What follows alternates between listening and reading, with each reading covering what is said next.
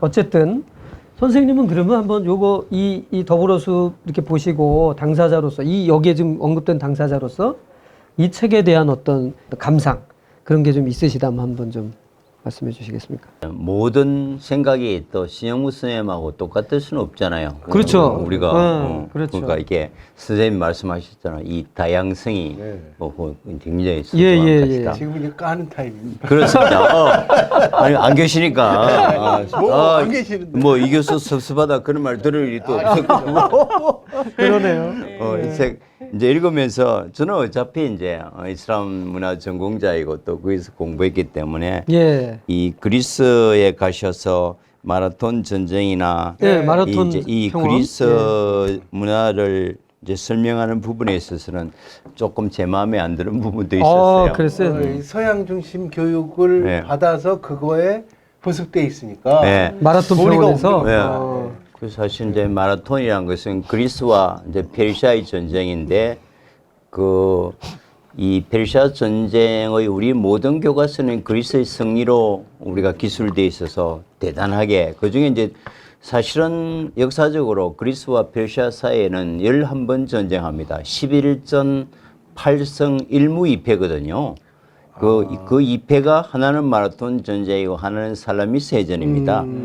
그 당시 페르시아는 그 28개 제국이 복속돼 있었고 인구가 5천만 명으로 그 당시 지구촌 인구의 44%를 포진하고 있었고 전성기 로마 그렇습니다. 그리스는 제국이 아니지 않고 폴리스입니다. 폴리스는 우리 폴리스죠. 교과서의 기준에 의하면 한 2,000명 단위부터 폴리스고 아테네가 가장 번성할 때도 2만 명을 2만, 넘지 않았다고 하니까 사실 그리스와 페르시아를 국가 자체로 비교하는 자체가 불가능할 정도로 크거든요. 다만 그리스가 가지고 있는 그 형이사학적 가치, 철학이나 변정법이나 이런 논리학 같은 거는 우리가 인정해야 되지만 그래서 이제 이게 사실 모든 페르시아 역사는 헤로도토스로부터 출발합니다. 네. 헤로도토스의 히스토리아인데요. 네. 그리스 역사학자잖아요. 그렇죠. 그러니까 그리스 역사학자들의 관점과 자료와 시각을 통해서만 페르시아를 기술했기 때문에 그렇죠. 사실 거기에 우리가 너무나 익숙해 있어서 여기서 굉장히 비판적 성격이 필요하고요. 아하.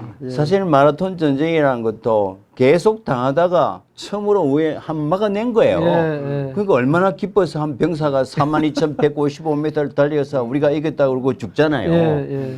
그러니까 이거는 그리스에게는 대단한 일이지 모이지만 이 또 다른 페르시아에게는 굉장히 고통이단 말이죠. 그러니까 이제 선생님 계실 때 이제 이 인문학습은 강의 시간에 얘기를 한번 했어요. 예. 그래서 이제 페르시아에 가면 마라톤이라는 경기는 없습니다. 예. 그래서 해마다 이란 올림픽 위원회가 IOC에 저 올림픽 종목에서 마라톤을 제외해 달라고 청원을 한다고 합니다.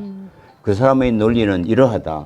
마라톤이 올림픽에서 제외될 가능성은 없지만 올림픽이야말로 전쟁과 갈등과 민족의 차이를 딛고 모든 인류가 친구되어 화합을 다지는 평화의 대축진인데 한 나라가 또 다른 나라를 침략한 전쟁의 상흔인 마라톤을 올림픽에 꽃으로 한다는 것은 올림픽의 정신에 정면으로 위배된다. 예, 그래서 이제 마라톤 올림픽에서 제외해달라고 요청하는.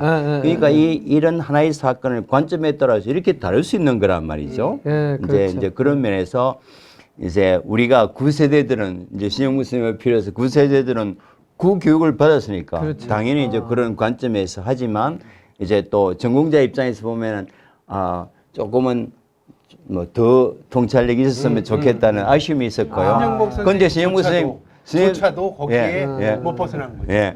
근데 이제 선생님이 이게 이제 강의를 이제 선생님도 이제 수업을 이제 그 원장이었으니까 들으셨을 거란 말이죠.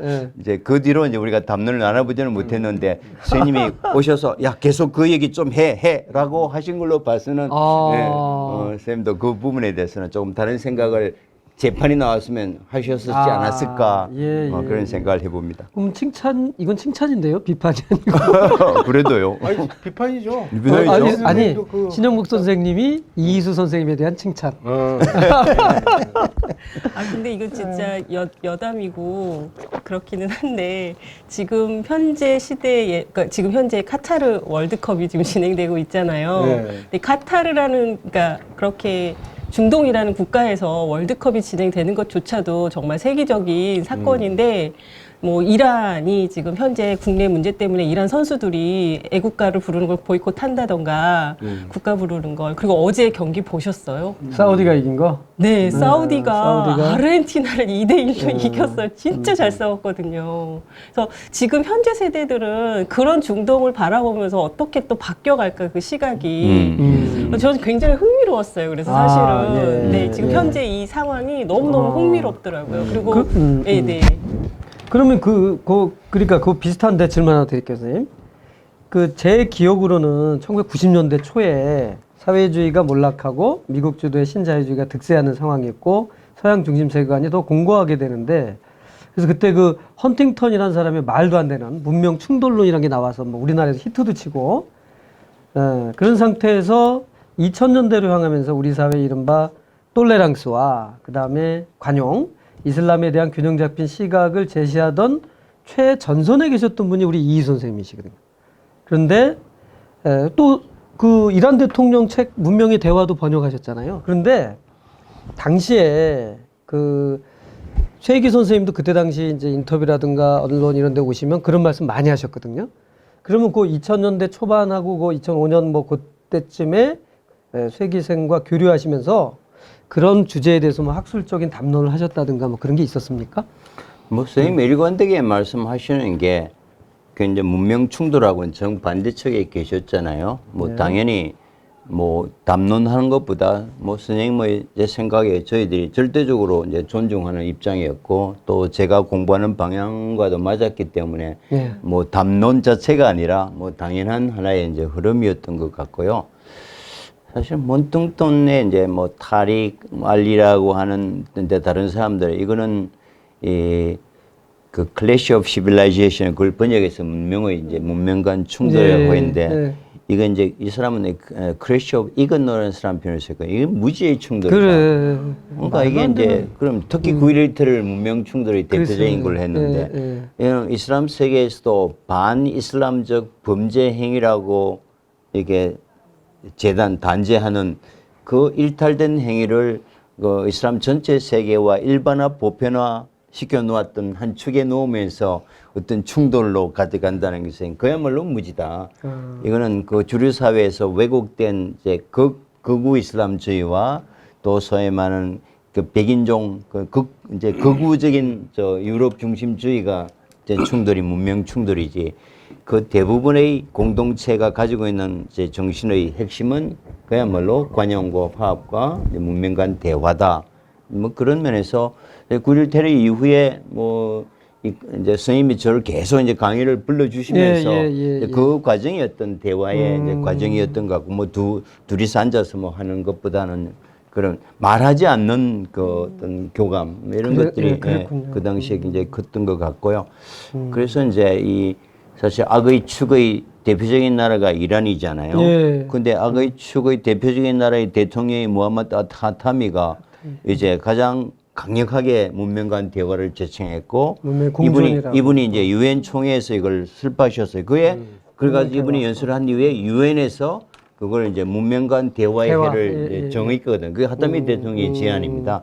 그 보면 이제 아니 문명 간 대화를 제창했던 한 국가 지도자인 그 나라를 아직도 우리는 악의 축으로 이제 보고 있는 뭐 그런 면에서는 조금 성찰할 이제 방향을 선생님께서 잘 제시해 주신 거죠. 미국이라는 전쟁 국가 전쟁 기계가 지구촌을 지배하기 때문에 악의 축은 만들어져야 되는 것이고 뭐 이슬람만한 악의 축의 먹잇감이 없잖아요. 이건 서양 문명하고 늘 그 갈등해 왔던 것이기 때문에 그래서 이후에도 그건 아마 계속 그렇게 만들어질 거라고 보여요. 근데 이제 아까 전선영님이 말씀하셨지만 그 상황이 변한 것 같아 그때하고는 지금 많이 변했죠, 선생님. 네. 뭐 어제 뭐 사우디가 이긴 것도 그렇습니다만은 그거 어떻게 생각하세요? 상황이 많이 변했는데. 그렇죠. 이제는 아무래도 젊은 세대들이 이제 우리 기생 세대들이 만들어 왔던 어떤 적대적 공생을 통해서 이제 군산복합체가 이익을 받고 어떤 정치의 야욕을 달성하려고 하는 그런 소매 패러다임 자체가 이제 에센스로 완월드된 젊은 세대들은 거기 먹혀지지 않는 것 같고요. 그러면서 자연적으로. 자연적으로. 그리고 저는 이 책 보면서 이제 신영복 선생님이 터키 가셨을 때 뭐 göbekli tepe를 보셨다면 또 이게 완전히 서양의 부석기, 신석기, 뭐 철기 일로 청동기 철기로 넘어가는 그 전형적인 역사 패러다임에 대해서 완전히 뒤집어 버리잖아요. 그래서 그걸 보셨다면 나스카에서 문명의 본질에 대해서 묻지 않고 여기서 물었을 것 같은데 그때 발견되기 그럴 수도 전이죠. 있겠네. 그렇습니다. 네, 예. 그게 아쉬워요. 예. 아니 근데 이제 보셨으면 자꾸 이제 그 생각이- 태페 얘기를 하니까 네. 그 중국 같은 경우는 이른바 그 우리 그 어디야 발해 문명, 우리는 발해 문명이라고 부릅니다만은 중국은 그렇게 안 부르고 이제 라오 문명이라고 요한 문명, 거기가 제1촌이라고 만들었잖아요. 걔네도 뭐 한 기원전 뭐 한 9,000년, 7,000년 막 얘기를 지금 하고 있거든요. 일종의 콤플렉스 같은데. 그래서 사람들이 그렇게 받아들일까 좀 겁은 나요. 우리 터키의 근데 트리키의 이제 그게 중국하고는 다른 게 여긴 발굴 자체가 민족주의적인 그런 입장에서 맞아요. 폐쇄적으로 진행되지 않잖아요. 그건 아닌데 세계적인 이제 학자들이 자꾸 이제 들어가서 사람들이 하는 거니까. 뭐 연대 끌어올리기 식으로 이건 그렇게 이해할까봐 그건 걱정은 됩니다. 예, 이게 터키 학자들이 발굴한 게 아니고 이게 내셔널 지오그래피 스미소니안 그 독일 클라우드 슈미터 발굴팀이 지금 이제 수십 년 하고 있고 이게 보고서도 터키에서 나온 게 아니고 국제고고학계에서 나온 거니까 예. 이게 고고학 자체가 자기 스스로 멘붕이라는 표현을 쓰니까 예. 자기들 패러다임 다 무너지니까. 예, 지금 이 소장님과 문명론에 대해서 아주 여러 이야기를 재밌게 나누고 있습니다. 이쯤에서 이제 마무리할 그 질문을 한번 좀 드리면서, 신영복 선생님께서는 뭐 변방이란 개념을 단순한 공간적 개념으로 한정하는 것에 대해서 위험성을 분명히 얘기하셨고, 하지만 그래도 역사에서 중앙아시아 지역이 갖는 독특한 의미가 분명히 있다고 보고요, 선생님. 그래서 이런 의미를 바탕으로 세계적 문명사가로서 소장님께서 견지하고 있는 신영복 선생님의 그 변방론의 현재적 의미와 함의는 무엇이라고 생각하시는지요? 쌤 책을 읽으면서 저는 문화인류학 제 전공자로서 나름대로 이제 역사가 뭔가 저는 공부하면서 선천적으로 외국 학자들의 이제 이론을 인용한 것을 저는 제 글에는 거의 전혀 쓰지 않습니다.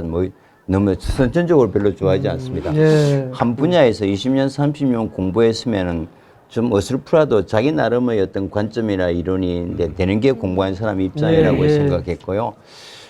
그런 면에서 이제 신무 선생님이 우선 자생적 토착적 사상가시잖아요. 그렇습니다. 그래서 이제 오히려 서양의 어떤 이론이나 그 문명 철학자들의 그 달콤한 이론보다도 훨씬 와닿았고요.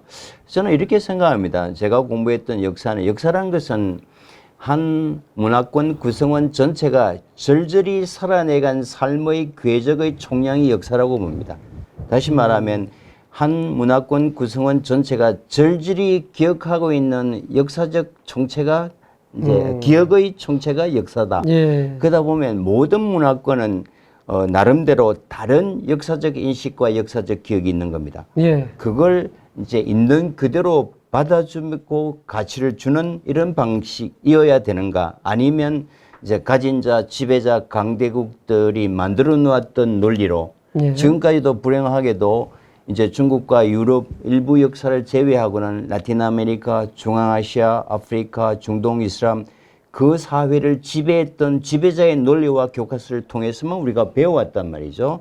이제 그런 면에서 선생님의 이제 변방론이라는 것은 모든 지역의 주인공들은 역사의 주체가 돼야 되고 중심에 놓아야 된다. 모든 중심에 모아서 진정한 세상의 중심이 되는 것이지 중심이 따로 있고 변방이 있어서 만들어지는 것은 아니다. 예. 근데 그런 생각을 강하게 하게 됐고요. 이수 선생님 얘기가 굉장히 좀 중요한 그러네요. 통찰이라고 보는 게요. 변방론을 이제 신 선생님이 얘기한 거가 얼핏 자꾸 중심과 주변을 나누는 이분법으로 이해하려고 하는 성향이 있어요. 그것 때문에. 아주 중요한 지적이십니다. 근데 변방론의 본질은 이분법을 깨자는 거잖아요. 그렇죠. 그래서 그렇죠. 변방은 없고 우린 모두가 변방이고 오히려 중심에 대한 컴플렉스가 끊임없는 이분법을 만들어내고 있다. 그렇죠. 이 얘기거든요. 아, 네, 이거 네. 정확하십니다. 예. 그 아까 말한 서양이 더 컴플렉스야, 어떻게 보면. 그럼요. 4,800년 컴플렉스를 200년간 해소하려고 하는 걸 수 있어요. 우리도 빨리 그 컴플렉스가 좀 벗어나야 되는데 말이죠. 예. 아, 뭐 너무 변방 얘기만 했나요? 어쨌든, 어쨌든 뭐 오늘 그 분야의 최고 전문가를 모시고 말씀하시는 거니까 어쩔 수 없는 건데요. 저 그래서 이수 선생님이 이 책을 좀 더 말씀을 해주셨으면 좋겠어요. 그래서 이걸 왜 쓰셨고 이게 어떻게 보면 지적 거의 결산 부분도 있잖아요. 네. 그 연구에. 그래서 요거에 좀 의미를 나중에 설명해 그거는 한 번 주시면 더 간단히 소개하시고 변방사문하고도 네. 연관이 되고요. 네, 나중에 또 한 번 인터뷰를 한 번 더 선생님을 갖도록 하겠습니다. 네. 근데 그 저희가 이제 이게 지금 선생님 사상에 대해서 좀 말하고 있는 부분인데 요거 마무리하고 이제 좀 선생님 개인적인 어떤 이야기를 좀 넘어가는데요. 저희 더불어숲 인터뷰가 지속적으로 이 더불어숲 인터뷰 만남을 시작한 이래로 지속적으로 드리는 질문이 있습니다, 선생님. 피해갈 수가 없는 질문인데요. 물론 이제 인터뷰가 학계에 계셨던 분일 경우에 이런 질문을 드리고 있습니다. 앞선 인터뷰에서는 예를 들어서 뭐 김창남 이사장님, 그리고 여기 최영묵 교수님, 그 다음에 뭐 이재정 교육감님, 뭐 그리고 김진옥 교수님.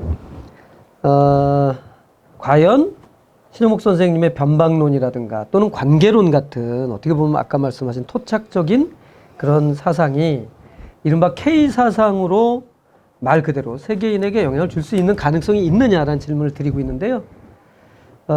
대부분 다 있다라고 말씀하셨지만 또 우리 정치경제학자인 김진업 선생님 같은 경우는 구체적 실천으로 성과가 담보되지 않으면 힘들다라고 이렇게 얘기를 하신 적도 있습니다. 그럼 소장님은 제가 보기에 이런 질문에 매우 아주 정확한 답을 해주실 분이 아닌가 생각을 하는데요. 사실 지금 많이 잊혀졌습니다만은 이슬람이 세계의 중심이었을 당시에 매우 보편적 사상 그리고 과학적 성과를 많이 이뤄냈지 않습니까? 선생님께서 많이 소개하신 그런 학자들 저도 많이 배우고 했습니다만은 그렇다면 일반적으로 동서양의 사상도 섭렵하셨을 뿐 아니라 잘 알려지지 않은 이슬람 사상까지도 섭렵한 우리 이희수 소장님께서 아까 말씀드렸던 쇠기 사상, 이른바 K 사상이라고 확장성이 있느냐 하는 가능성에 대해서 냉철하게 좀 한마디 해주신다면 괜찮습니다. 뭐 하시고 싶은 말씀으로 한번 해주셨으면 좋겠습니다. 모든 사람은 자기가 세상의 중심이잖아요. 예. 변방인과 동시에 이제 중심이니까.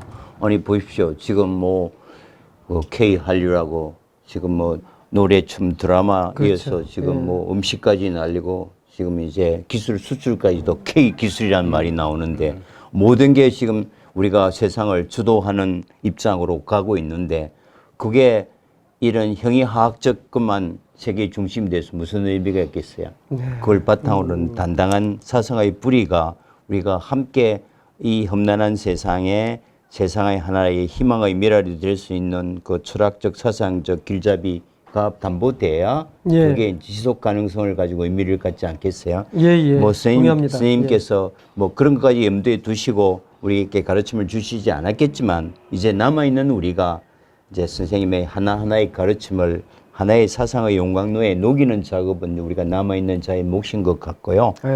뭐 그런 면에서 이제 각자가 자기 전공 영역에서 이걸 심화, 확대, 그 다음에 정교하게 디자인해서 세계로 확산시킬 수 있는 두 개를 해야 될 것 같습니다. 예. 뭐 이렇게 이런 노력도 이제 작은 하나의 자기 분야에서의 노력이지만 예. 또 선생님의 사상이 이제 영어로 중국어로 일본어로 만들어지지 않습니까? 예, 그 사상이 예. 되려면 우리만 알아서는 안 되잖아요. 그렇습니다. 세상 사람께 이게 갈구하는 그 지식을 갈구하는 사람에게 메시지 전달이 돼야 되는 게 그게 공감인데 그게 예. 언어입니다. 예. 정말 이제 이게 정말 세계 100개국으로 이제 번역이 됐을 때 K 사상이 나올 겁니다. 그런 건 이제 지금은 우리만 아는 있다. 것은 한국인들만의 사상이고요. 그러니까 K 사상은 말로 되는 것은 아니다. 그렇습니다. 예, 이게 하나의 영광에 놓아서 글로벌 메시지를 어떻게 만들어서 세상 사람들 알게 하는가. 그건 우리의 몫이지 선생님의 몫이 아닌 거죠. 예. 아, 예, 우문 현답. 그리고 형식 논리로 봤을 때는 이제 이희수 선생님과 신영복 선생님의 관계가